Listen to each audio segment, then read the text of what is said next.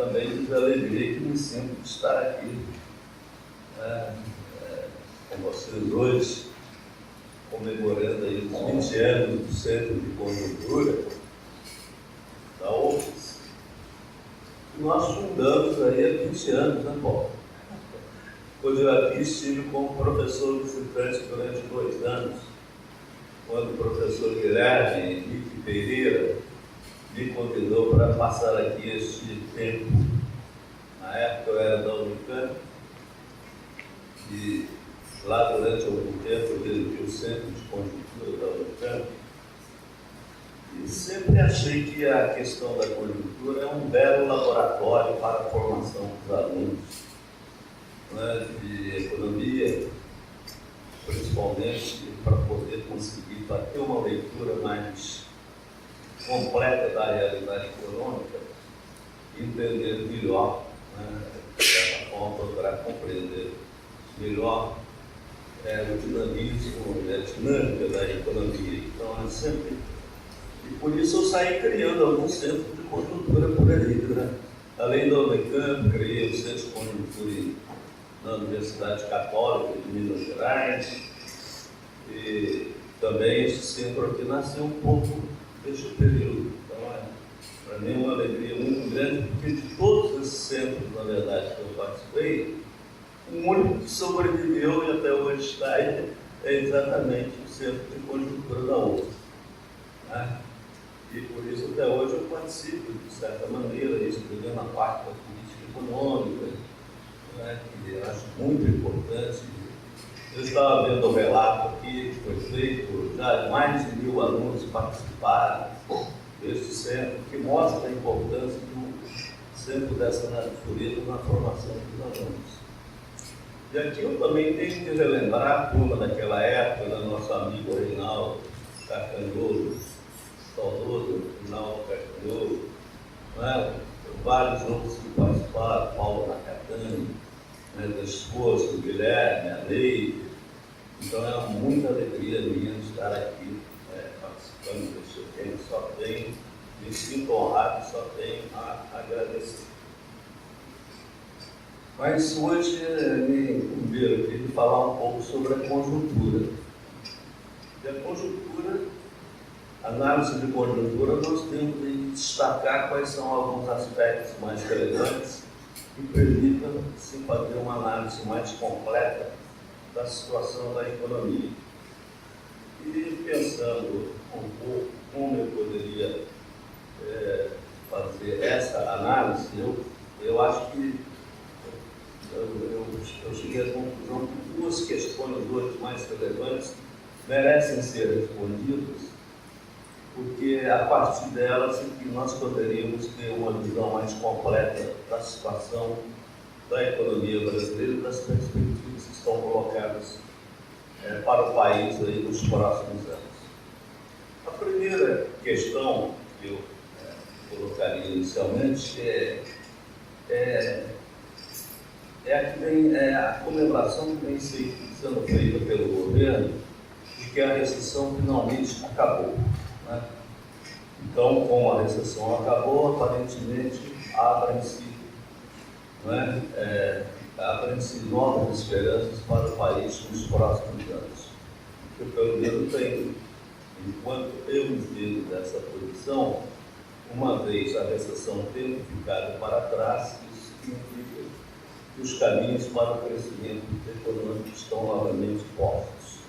Pelo menos é o que se deduz quando se diz que a recessão acabou.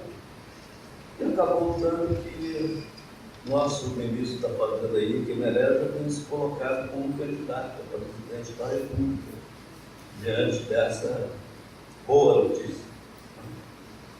E a segunda questão, que nós vamos também tentar explorar nessa fala aí, que concluo aí em meia hora, não mais do que isso também, é que se realmente as oportunidades de crescimento para o Brasil estão postas a partir do fim da recessão. Então, em torno dessas 2 questões, porque aí eu posso tratar da conjuntura como um todo e da situação da economia brasileira como um todo que eu vou fazer a minha apresentação. Certo? Em primeiro lugar, é preciso considerar quais são os fatores que levam o governo a acreditar que a inflação, a recessão chegou ao fim. Quem decretou, na verdade, estabeleceu que a recessão chegou ao fim foi a Comissão de Datação de Ciclos da Fundação Getúlio Vargas, que recentemente divulgou que, finalmente, a recessão no Brasil, que se iniciou no segundo trimestre de 2014, terminou. E, portanto, se abre, a partir daí, a possibilidade de retomada do crescimento econômico. Os elementos que levam a CODACE, a Comissão de Datação dos Ciclos, a afirmar que a recessão acabou, se refere ao primeiro trimestre de 2017, onde a economia, o PIB cresceu 1%, ao segundo trimestre, que houve uma expansão de 0,2%, e as perspectivas um pouco melhores que têm se observado na economia a partir de julho. Um pouquinho melhor. Na verdade, é muito difícil saber quando uma recessão termina. É muito difícil. Se tecnicamente é possível identificar o momento que a recessão tem início, tecnicamente, que na economia se considera que são 2 trimestres de crescimento negativo, e aí tem início uma recessão. O final de uma recessão não é muito fácil de identificar, porque, na verdade, pode ser confundido alguns pequenos espasmos de crescimento setoriais que, de certa forma, se irradiam pelos demais setores da economia, mas logo também se esgotam. E aí pode-se concluir erroneamente que a recessão chegou ao fim. Não é? Então fica muito difícil identificar. Então é só a partir de alguns movimentos da economia, de alguns sinais, que se pode dizer se de fato ela terminou. É muito difícil identificar o fim da recessão. Se o início é tecnicamente possível, o final da recessão nunca é muito fácil de ser identificado. Mas como a CODACE estabeleceu que chegou, então vamos discutir se de fato chegou, ou se nós entramos num período de estagnação, que pode perfeitamente ser o que está ocorrendo no Brasil. Mas além dos 2 trimestres de crescimento positivo da economia, existem alguns indicadores que eles têm divulgados como se estivessem retratando o fim da recessão. Quais são esses indicadores? Nós temos que comentar alguns desses indicadores. Tá? Importantes. Primeiro, o crescimento do emprego que vem ocorrendo há 2, 3 meses, depois de um período longo de geração de perdas de postos de trabalho. Então, esse período de 2, 3 meses de crescimento positivo da mão de obra seria também mais um indicador que se soma a essa visão de que a recessão chegou ao fim. Um outro indicador que também deve ser considerado é a recuperação, ou pelo menos o crescimento em termos reais, o crescimento positivo da arrecadação federal, que seria um reflexo da retomada da atividade produtiva. Um outro indicador ainda importante é que nos últimos meses tem aumentado muito a confiança dos empresários de uma maneira geral, o grau de confiança dos empresários de uma maneira geral no futuro da economia, que também é mais um indicador que se soma aos demais para poder explicar maior otimismo e a reversão do chamado ciclo econômico neste período. Tá? Então, essa é a visão que se tem a respeito hoje de que a recessão teria chegado ao fim. A nossa pergunta é: será que de fato chegou ao fim? Bom, em primeiro lugar, nós temos que ver que realmente essa recessão é uma recessão para ninguém botar defeito, né? Nós temos que mostrar qual é a natureza dessa recessão. Eu não vou gastar um longo tempo, porque isso seria motivo de uma grande aula e tal, e não é bem o caso aqui. Mas provavelmente vocês estão vivendo uma das piores recessões da história do Brasil. Nós estamos vivendo, né? Vamos ter alguma história para contar futuramente sobre essa recessão. Essa recessão, ela não só rivaliza com as grandes recessões do passado, mas, embora não tenha ainda sido feita uma avaliação mais completa dessa recessão no Brasil, ela provavelmente vai sair como uma das piores recessões da nossa história.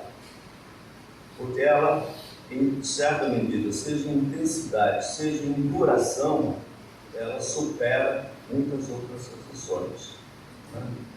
Por exemplo, em termos de intensidade, ela supera a grande recessão de 81 e 83. 1981 e 83 foi a recessão provocada principalmente pela crise da dívida externa. Não é? Em termos de duração, ela se equipara à recessão do final dos anos 80, que foi provocada principalmente pelo processo de hiperinflação que o país vivia, uma recessão que durou de 1989 a 1992. Foram 11 trimestres de recessão, que é exatamente o que essa do nosso período de 2014 e 2016, final de 2016, também se equipara a ela. E em termos de perspectiva de sua duração ou de recuperação aos níveis prévios a 2014, 2013, a recuperação, ou seja, o retorno não é, da riqueza gerada no país ao mesmo nível de 2014, pelo menos a perspectiva era de que ela dure pelo menos 8, 9 anos. Ou seja, nessa visão, só em 2020, 2021, o PIB brasileiro retornaria aos níveis do PIB de 2013, 2014. Portanto, é uma bela recessão. Não é uma recessão para ninguém botar defeito. É uma grande recessão, um dos piores anos da história do Brasil. Então, é uma das piores histórias do Brasil, e não é fácil de ser debelada por isso, pelos estragos que ela provocou em toda a sua dimensão. Então, essa é uma condição que a gente tem de considerar, para poder ver as dificuldades de superação dessa recessão. Bom, porque ela foi provocada, existem vários motivos, eu não vou também me alongar, porque eu quero só discutir em termos mais conjunturais exatamente se nós chegamos ao fim dessa recessão, com essa perspectiva que o governo tem atualmente a respeito do comportamento da economia, ou se ela pode ainda prosseguir ainda por mais algum tempo. Quando eu analiso isso, eu tenho de considerar, pelo menos do meu ponto de vista, que o processo recessivo, quando se considera que ele chegou ao final, é porque as suas causas foram combatidas, as causas da recessão. E quando eu entro neste campo, na verdade, o que eu consigo perceber é que as mesmas causas que, pelo menos originalmente, provocaram a recessão, elas continuam presentes na economia brasileira. Não é? Por isso que eu vejo uma grande dificuldade de concordar com essa visão do final da recessão. Posso, no máximo, concordar que, não é, diante do grande estrago que foi provocado na economia brasileira neste período, diante deste grande estrago que foi provocado, tá certo? Inclusive em termos de desemprego, em termos de deterioração nas condições fiscais, que o país, com os seus problemas mais estruturais não foram equacionados, que o país possa permanecer, na verdade, numa situação mais de estagnação, ainda por um grande período, tá certo? Eu diria aí por mais 2, 3, 4 anos, até que, de fato, os obstáculos para o crescimento mais sustentável sejam enfrentados e resolvidos, o que não se pode esperar de um governo sem legitimidade política, né, no país, porque serão necessárias realizar várias reformas importantes para desobstruir esses caminhos do crescimento. Então, como esses problemas mais estruturais permanecem, e eles não foram em momento algum enfrentados, governo algum, eu acho que a retomada do crescimento não existe praticamente ele, eu não digo pelo menos de forma sustentável, porque enquanto nós não removermos esses obstáculos, nós não vamos criar condições para um crescimento mais sustentável no tempo, né? E, de certa forma, e aí puxando a sardinha para a minha lata, uma das grandes reformas instrumentais que o país precisa enfrentar de vez é a questão da reforma tributária. Mas eu não vou discutir muito essa questão, da ênfase essa questão da reforma tributária, né? Hoje, o problema, não só no Brasil, mas o problema no mundo, de uma maneira geral, é que o capitalismo tem tido um crescimento muito anêmico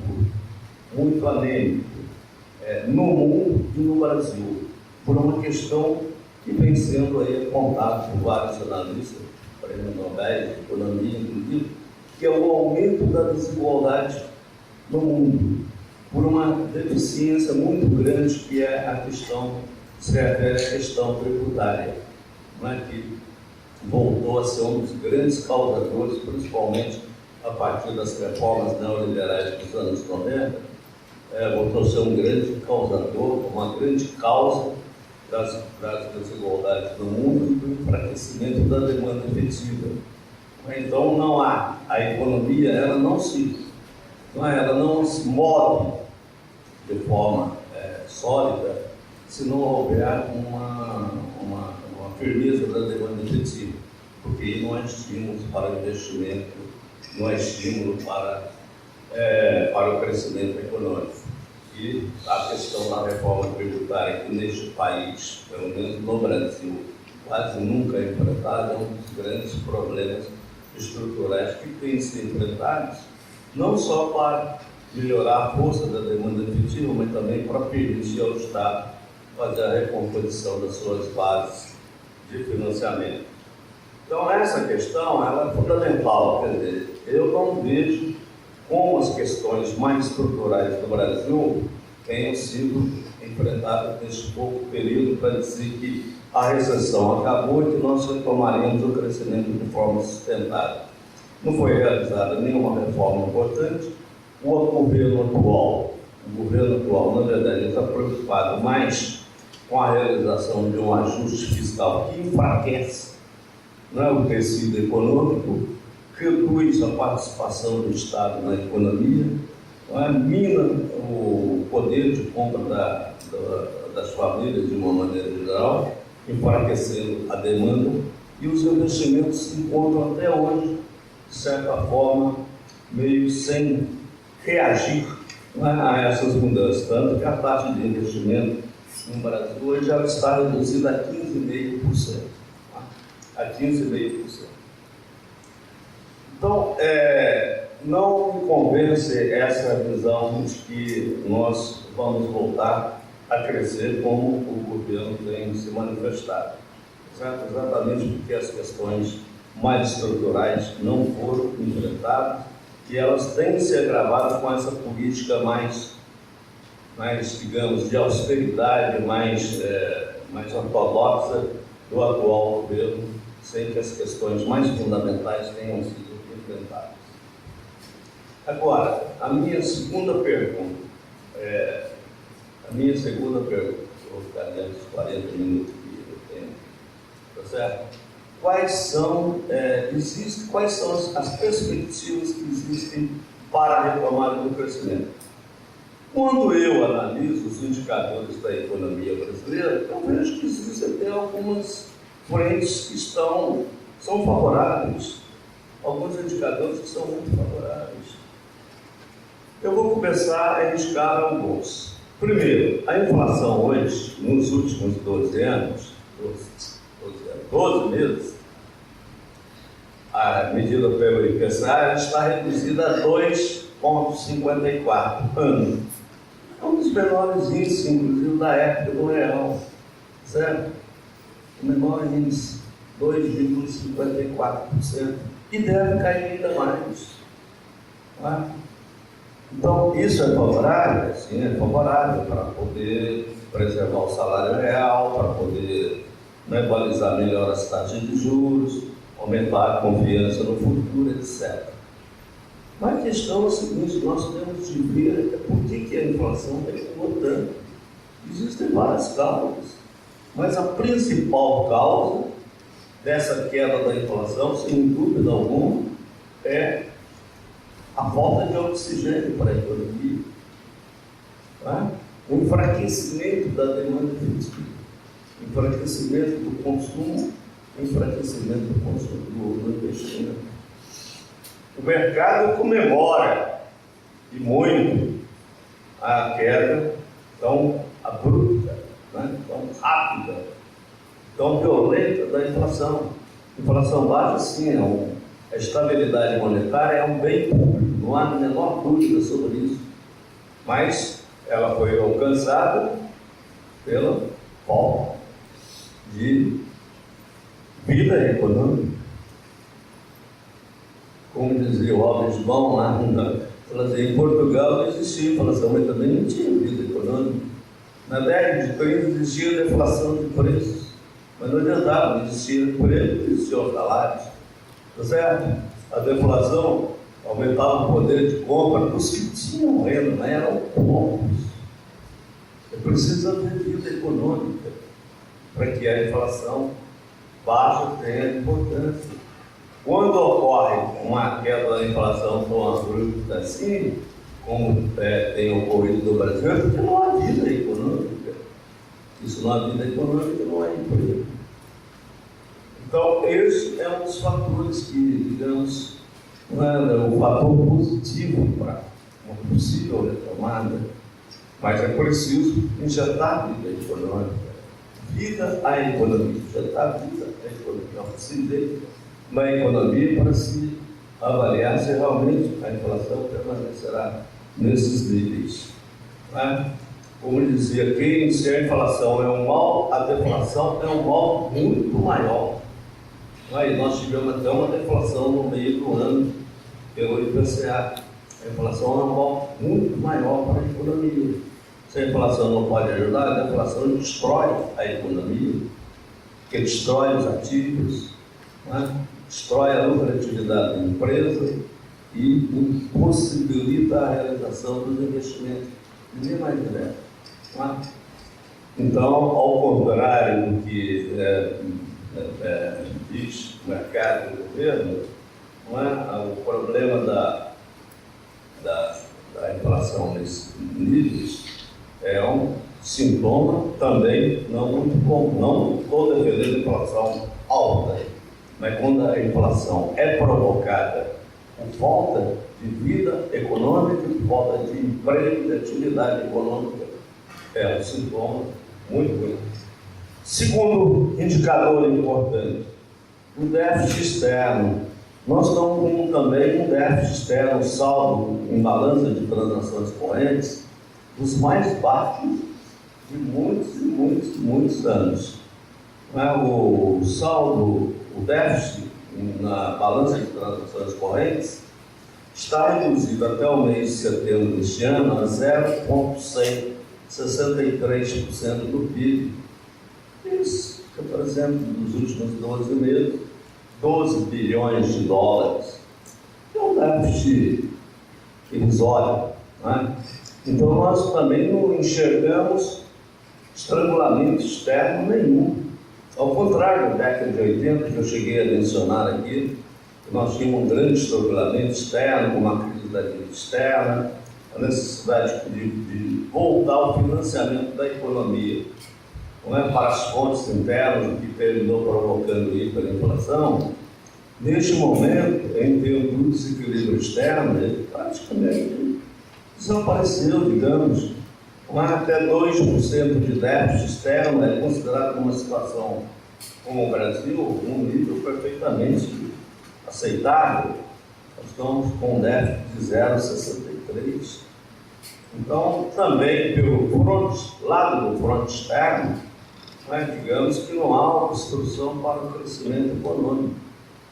Mas há de se considerar que essa redução expressiva do déficit em conta corrente também se deve à recessão. Não é fruto de uma política econômica competente, não é? Como se pode pensar. É fruto de uma recessão, principalmente da recessão, que derrubou as importações expressivamente, derrubou as exportações, enquanto as exportações elas têm até tido um crescimento no ano passado, este ano, não expressivo, mas também, digamos, razoável, dado o cenário internacional não muito favorável, né? Então, as exportações têm crescido, as importações simplesmente têm sido reduzidas. Durante este ano, por exemplo, a queda das importações, ela foi 3, enquanto até no segundo trimestre as exportações cresceram 0,5%, as importações tiveram uma queda de mais de 3%. E isso, obviamente, favorece o saldo de transações correntes. Além disso, nós temos aí, hoje contamos com reservas externas, que é o que o negócio sempre diz, né? Reservas externas de 380 bilhões, 381 bilhões, que é o último dado até setembro, que são reservas bastante apreciadas, né? Isso dá uma folga para o país durante um longo período e protege o país de ataques especulativos. Ele tem capacidade de se defender se surgisse algum ataque especulativo. Então, digamos, são indicadores altamente favoráveis para permitir ao país fazer um relançamento da economia, né? Mas um outro fator importante que hoje também a gente tem de ir considerando tudo nessa análise, né? As taxas de juros, a Selic, hoje está reduzida a 7,5% em termos nominais, né? Quando nós pensamos em termos reais, na verdade, ela está mais alta do que era antes do governo Temer, porque a taxa de inflação caiu numa velocidade e numa intensidade bem maior do que a taxa de juros. A inflação no início de maio do ano passado do governo Temer era 9,26% dos últimos 12 meses, hoje está em 2,54%. A taxa de juros era de 14,25%, está em 7,5%. Ou seja, a queda dos juros, não é a queda a queda da inflação foi muito maior, bem maior do que a queda dos juros nominais. Portanto, a taxa real de juros, na verdade, aumentou. mas quem seguia pela carta, quem seguia pelos juros nominais, nós estaríamos numa situação mais favorecida. E houve também um aumento do emprego, o que é benéfico para poder melhorar a chamada demanda efetiva, da taxa de desemprego. Mas é preciso considerar que esse aumento do emprego, e o desemprego aí caiu de 13% para 12,4% da população trabalhadora, mas na verdade o desemprego é muito maior que isso quando você considera os subocupados, etc., que passa dos 20%, no caso brasileiro, mas é preciso, mesmo um pequeno aumento e redução do desemprego mais formal agora, ela se deu muito com o aumento de empregados sem carteira assinada. Então, não mostra um movimento consistente do aumento do emprego neste período. Então, digamos que, em síntese, esses seriam os fatores um pouco mais relevantes para poder dizer que há alguma perspectiva de melhoria da economia brasileira. Eu vou problematizar alguns fatores adversos, mas também fazendo algumas críticas aos que têm sido colocados. Primeiro, um fator adverso que tem sido, na verdade, um farol dos movimentos do atual governo diz respeito à questão fiscal. A questão fiscal. Ou seja, o governo, desde o primeiro momento, o governo Dilma, já desde 2015, e o governo Temer, depois que substituiu a Dilma depois do impeachment, tem utilizado a questão do desajuste fiscal, da correção do desequilíbrio fiscal como meta prioritária do governo. Tá certo? Quer dizer, o desarranjo das contas que aconteceu especialmente a partir de 2014 e que se agravou nos anos seguintes, aí por vários problemas, tá certo? Mas o principal problema foi a recessão que derrubou as receitas públicas em termos reais em 8%, mais de 8%, em 2015 e 2016, provocou esse grande desequilíbrio fiscal. A correção disso tem sido um objetivo prioritário tanto do governo Dilma, 2015, 2016, como do governo Temer.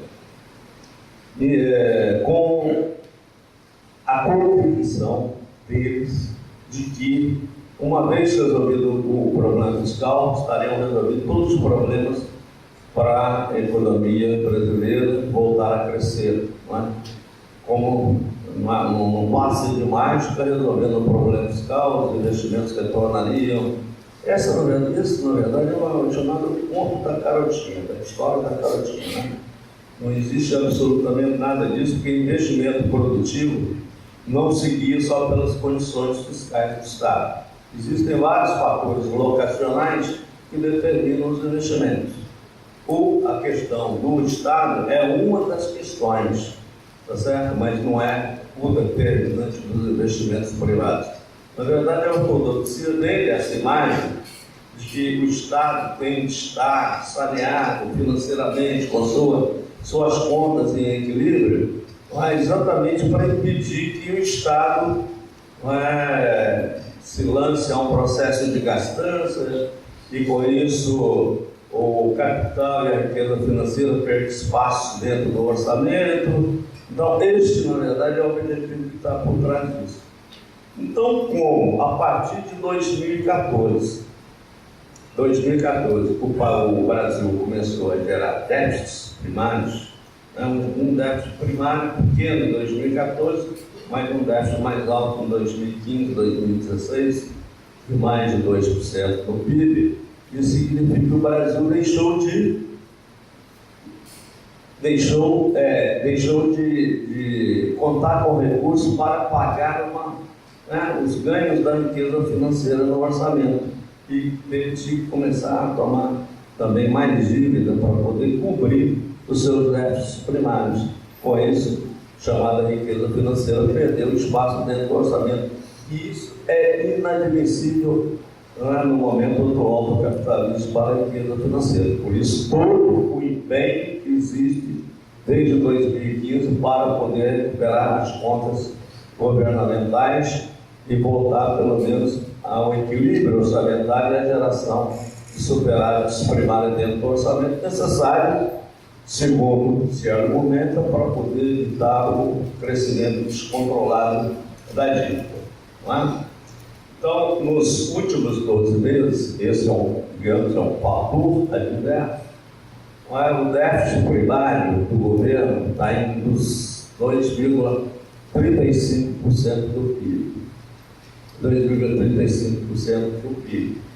O que representa 152 bilhões de reais. Como o déficit do governo para este ano está previsto 159, digamos que ele poderá, e tudo indica que será ultrapassado. Quer dizer, o governo dificilmente conseguirá manter a meta do superávit primário para este ano de 159 bilhões, porque o último trimestre é um período em que se gasta muito. Não há como deixar de gastar, o 13º. Então é um período em que as contas fiscais elas se apresentam muito desequilibradas. Então, este é um ponto que eu acho que o Paulo vai explorar mais do que eu, tá certo? Mas o que, na verdade, explica os grandes desequilíbrios governamentais. Se nós considerarmos o período do Plano Real, na verdade, desde 1997 até 2013, praticamente o governo tirou elevados superávites primários. Houve alguns anos em que os superávites primários foram superiores a 4% do PIB. 4% do PIB, isso representa praticamente 15% de toda a carga tributária do país. E a 25% da carga tributária do governo federal. Quer dizer, era um espaço, na verdade, destinado para o pagamento dos juros. É isso que não é admitido pela chamada capital financeiro. Desde que, de repente, todo o orçamento seja invadido com gastos nas áreas, em programas sociais ou gastos primários, sem que se reserve uma parcela importante do orçamento para isso. Então, desde 93, e apesar disso, desse superávit primário, a dívida continuou em crescimento. Então, de 2015 a 2016, quando eu penso em termos da dívida bruta no país, ela deu um salto de 20 pontos percentuais. Quando o desequilíbrio, na verdade, primário, somando os 2 anos, chegou a 4,5% do PIB. Então, o que explica isso? O que explica é o chamado encargos financeiros da dívida. Esses são responsáveis por cerca de 80% a 90% dos desequilíbrios fiscais atuais. Não é possível a um país destinar 6, 7, 8% e alguns anos até 9% da riqueza que é produzida para pagar juros com os títulos da dívida pública. Nenhum país tem futuro, quando isso ocorre. Então, o grande desequilíbrio não está tanto, ou não é, e não foi durante muito tempo, e nem é agora. Agora está ocorrendo por uma questão da redução da arrecadação, devido à recessão. Que simplesmente jogou a arrecadação no chão, destruiu a arrecadação. E as políticas também de exonerações foram feitas aí no governo Dilma, também acabaram com as bases tributárias desse país. Não é possível. Então, o grande componente que explica esse forte desequilíbrio são os juros da dívida. O Paulo vai apresentar os números aqui, ele me mandou falando, ontem eu suspeito. Andei assustado. Isso é que explica. Se nós temos um déficit primário de 2,35, quando eu incluo os juros nominais da dívida, olha já com a redução da Selic que vem ocorrendo aí desde já há algum tempo, né? A Selic caiu de 14,25% para atualmente 7,5%. Apesar disso, nos últimos 12 meses, os juros nominais dos títulos da dívida pública representaram 6,4% do PIB. Isso é um nível extremamente elevado. Isso é uma sangria que existe da riqueza produzida no país. Representam 415 bilhões, né, de reais nos últimos 12 meses. E aí o déficit nominal, que do Brasil é o maior do mundo, atingiu 8,75% do PIB nos últimos 12 meses. Que são os juros com o déficit primário. Aí ele dá um déficit nominal de 9%. Não há como impedir o crescimento da dívida. A dívida vai continuar em trajetória de crescimento. Tá certo? Quer dizer, a nossa dívida líquida hoje, vocês sabem, que são da economia, você tem a dívida bruta, deduz os ativos do governo, reservas externas, empréstimos, etc., chega a dívida líquida. Hoje ela estava em 30% em 2011, mais ou menos, hoje ela está em 50% do PIB, a dívida líquida. E a dívida bruta, no conceito do Banco Central, está até setembro em 74%, mas deve chegar a 80%, eu acredito, muito rapidamente. Deve caminhar para 70%, 78%. No conceito do FMI, ela já está em mais de 85% do PIB, que é o conceito que é utilizado para medir essa relação dívida-PIB, né, em nível internacional. Há uma diferença dos conceitos do Banco Central com o conceito do FMI, porque o do Banco Central não inclui as operações compromissadas. Então, na perspectiva da ortodoxia, é um grande problema. Enquanto não se avançar na melhoria dessas contas, não há possibilidade de retomada do crescimento. Quer dizer, eles encaram o enfrentamento do desequilíbrio fiscal com uma pré-condição para que os investimentos retornem. É uma visão, obviamente, que nós discordamos completamente, tá certo? Porque os investimentos, quem se guia exclusivamente pelas condições financeiras do Estado é o capital financeiro. O capital produtivo não necessariamente se guia, não é exclusivamente para tomar suas decisões de investimento, para tomar pelas condições fiscais e financeiras do Estado. O capital financeiro, na verdade, ele tem como preocupação políticas macroeconômicas consistentes, e aí nós não temos nenhuma política macroeconômica consistente. Problemas da carga tributária, e o Brasil realmente apresenta uma carga tributária, não tanto pelo tamanho, mas pela sua composição, altamente prejudicial, não é para o crescimento econômico, que é uma estrutura procíclica e contaminada por impostos cumulativos, com uma elevada tributação indireta na sua estrutura, que tudo depõe contra a competitividade. Tá certo? Nós contamos para o investimento produtivo com uma taxa de juros em termos reais pornográfica, quando comparado aos padrões internacionais, e com um câmbio altamente valorizado, não é? Que praticamente prejudica e muito a chamada indústria e as exportações. Então nós temos um conjunto, não é, de políticas no país que são altamente prejudiciais para a produção e para a retomada dos investimentos. Então, desse ponto de vista, o ponto de vista fiscal, ele representa neste momento um obstáculo que não vai ser superado em pouco tempo para permitir a economia ser relançada no processo mais sustentável de crescimento. Mas há ainda outros pontos importantes para mostrar que eu, pelo menos, como enxergo as dificuldades de se esperar um crescimento mais firme e mais sustentável daqui para frente.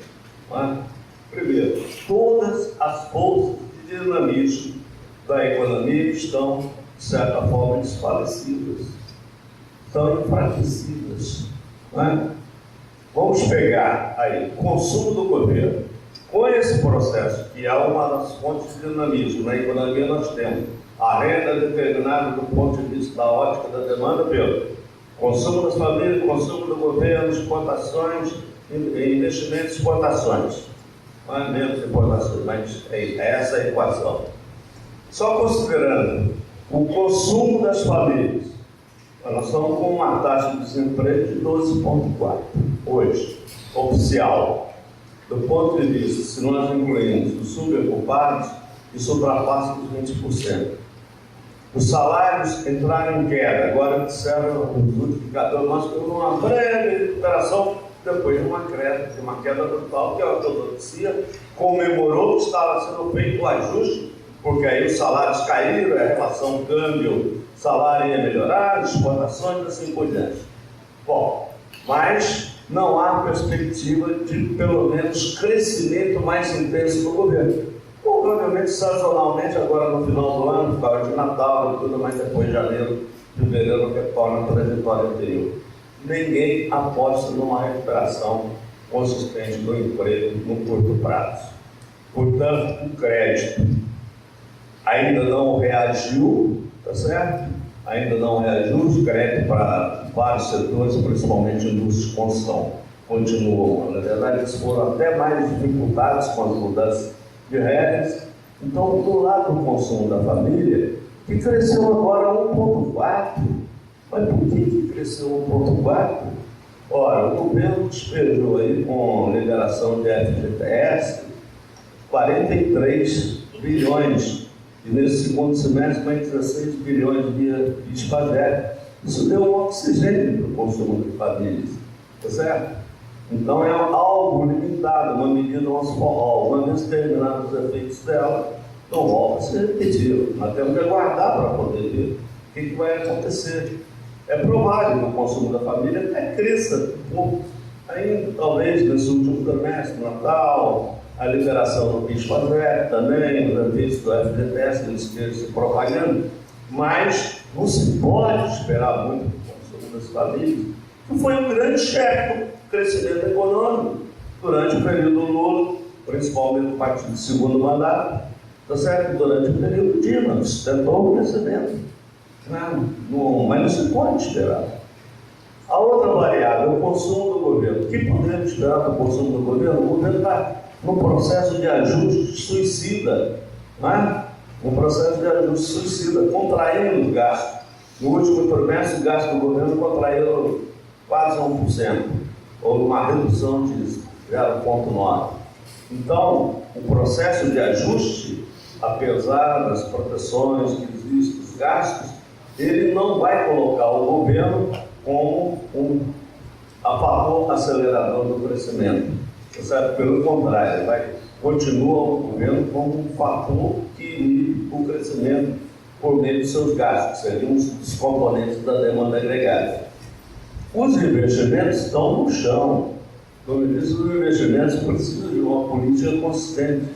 Precisa de contar com a combinação de políticas econômicas que reduzam a competitividade ou aumentem a competitividade da produção nacional, reduzam o custo do Brasil, se tornem confiáveis para os investimentos, com as incertezas que existem ainda sobre a economia internacional, que tem tido um crescimento morno, anêmico, etc. Então, os investimentos, eles continuam em queda até o momento. E, mais importante, mesmo que haja uma reativação do consumo das famílias, os investimentos não vão se recuperar tão cedo. Por quê? Porque as empresas estão com um alto grau de capacidade ociosa. O índice, o grau de utilização na indústria brasileira, até a medição de setembro, estava em 77%. Então, há uma capacidade ociosa que pode ser explorada se houver uma reativação né, que vai ser ocupado, se houver uma reativação do consumo. Não vai ter investimento. E o investimento é uma peça estratégica no crescimento sustentável. Tá certo? O último dado de setembro, do segundo trimestre deste ano, é que o nível de investimento estava reduzido a 15,5% do PIB. Esse é o investimento bruto. Mas se a gente retirar a reposição, investimento em função civil, vê que o nível de investimento em modernização, novas plantas industriais, é insignificante. É insignificante. Então não há possibilidade do investimento comandar um processo de crescimento mais rapidamente. E as exportações, que têm um desempenho razoável, mesmo com o cenário internacional favorável, mas o agronegócio tem tido um peso importante, as commodities neste processo. Enquanto a indústria, ela perdeu o espaço internacional. E o problema é que as exportações têm um peso pequeno no PIB, cerca de 13%, 12%, varia, mas 12% a 15%. Então, mesmo que ela tenha um crescimento significativo, isso não vai ter impactos tão expressivos no PIB, a menos que, posteriormente, seus efeitos comecem a se derramar sobre o mercado interno. Mas isso costuma também levar algum tempo. Portanto, há dificuldades muito grandes para um processo de retomada da economia brasileira de forma mais otimista, como vem sendo definido pelo governo. Mas aí existem ainda mais 2 pontos que eu vou terminar aqui para poder comentar. São as incertezas, as incertezas que existem para o ano que vem sobre o novo governo, sobre o que o governo atualmente ainda vai conseguir fazer e sobre o governo que vai assumir. Provavelmente, o cenário político do próximo ano vai ser dos piores possíveis. Certo? Dos piores possíveis. Primeiro que o atual governo não consegue realizar mais reforma nenhuma. Então, todas aquelas reformas que haviam, que nós podemos até não concordar, mas que haviam sido prometidas aí para o chamado mercado, que seriam realizadas, a reforma da Previdência, etc. Essas também já foram descartadas. A Bolsa ontem caiu, não é isso? A Bolsa caiu 2 porque o Temer agora já concorda que não haverá possibilidade de realizar a reforma da Previdência. E não vai ser realizada a reforma da Previdência, não vai ser realizado o remendo tributário do PIS e da COFINS, está lá no Congresso, da emenda Alvin, tá certo? Não vai ser realizada nenhuma reforma. Isso vai ficar em banho-maria e vai ser descartado no atual governo. Não resolveria absolutamente nada, mas o mercado poderia sim dar uma onda de vida, mas não vai mais. O ano que vem é o cenário dos piores, porque vai ser um ano de eleição, a economia simplesmente paralisa e não se tem nomes confiáveis para o próximo governo.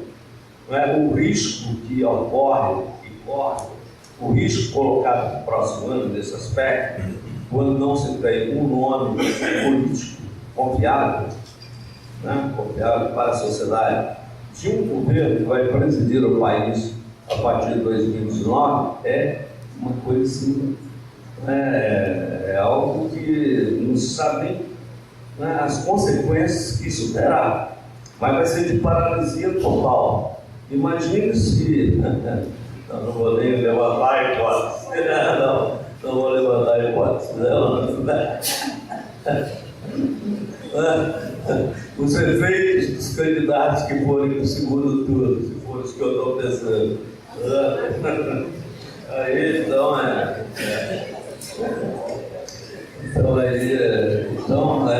essa incerteza total, a incerteza total sobre o que será a política econômica de 2019, afasta do cenário possibilidades de se ter algum crescimento confiável, tá certo?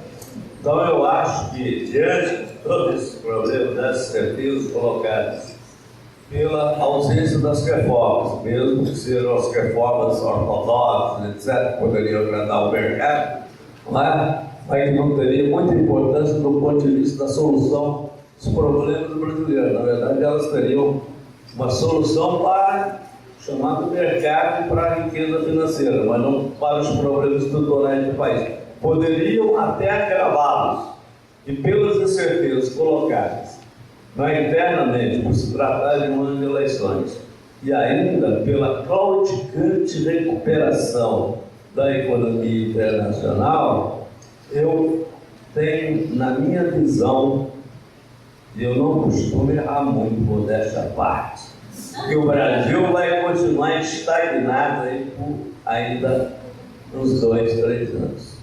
Porque 2019, assumindo um novo governo, até implementar um programa, mas já fomos mais 2018, 2019, 2020, e se for um governo, né, comprometido com o país, o que não é muito fácil de se conseguir. Né? Então, se for um governo comprometido com o destino, o futuro do país. Né? Esse programa poderia gerar o efeito 2020, então acho que nós vamos continuar, ao contrário do otimismo do atual governo, do senhor Henrique Meirelles, que está se candidatando a presidente da República, lançando neurônios. Nós vamos continuar ao invés da curva da economia que nós chamamos de U, nós vamos ficar na curva L. Caímos e permanecemos mais ou menos no mesmo nível, crescendo anemicamente, estagnados aí durante mais esse período. É isso. Obrigado.